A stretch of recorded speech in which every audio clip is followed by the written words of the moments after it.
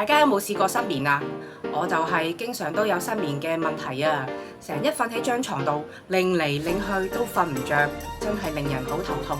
為咗想改善失眠，所以我就學人哋捱夜啦，有咁夜得咁夜，咁就可以瞓啦。點知第二朝起身，哇，個黑眼圈好大啊，而且個樣仲好攰添。長期捱夜真係會傷肝㗎，就好似一個人長期咁樣損耗咗自己嘅能量，令人做事呢就難以集中精神。我就聽我朋友介紹食呢隻保健產品，叫做愛元泉醫學系列心之瑞。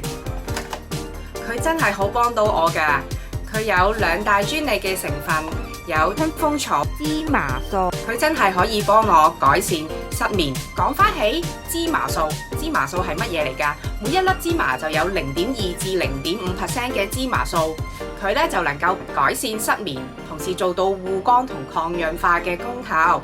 至於春風草，佢就可以改善焦慮，改善呢個壓力失眠，仲可以提升記憶力同埋集中力添。我食咗一段時間，佢真係好幫到我。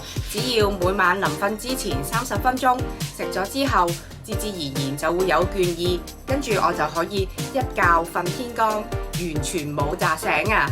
第二朝起身真係容光煥發啊！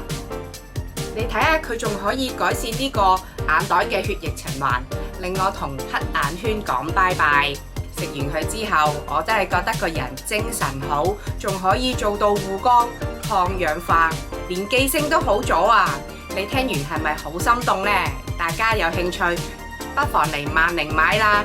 萬寧今期仲有做緊優惠，買第2件仲半價添，網店同埋門市同步發售啊！